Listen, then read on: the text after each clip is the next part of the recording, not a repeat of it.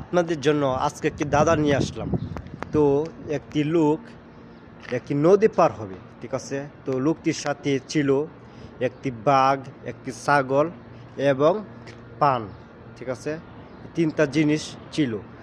তো এখন নদী পার হবে, ভালো কথা, কিন্তু একটা সমস্যা, তিনটা মানে একসাথে নিয়ে যেতে পারবে না, পার হতে পারবে না, একটা করে নিয়ে যেতে হবে।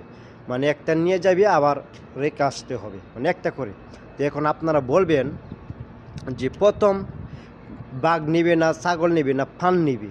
আবার আপনাদের আমি বলে দিই, যদি মনে করেন প্রথম বাঘ নেই, তো ছাগল আর ফান নদীর রিপার রায়কা যেতে হবে।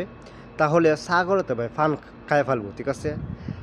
আর যদি মনে করেন বাঘ নিয়ে যায়, তাহলে ছাগল আর ফান আর ওই লোকে বাঘ থাকলেও সমস্যা নাই। পরে যদি আবার ফান নিয়ে যায় না, ওই পারে রাইখা আসে বাঘ নেওয়ার জন্য, ফান আবার ওইখানে ছাগলে খাই ফেলবি। আর যদি বাঘ নিয়ে যায় তো বাঘে আবার মানে ছাগলে খাই ফেলবি। তখন আপনারা উত্তর দিয়েন যে প্রথম কোনটা নিবে বা কিভাবে নিবে, ঠিক আছে। আবার একটা করে নিতে হবে, কিভাবে নিবে, কেমনে কি, মানে আপনারা উত্তর দেন পারলে, ঠিক আছে। তো দেখবো আপনারা পারেন কিনা।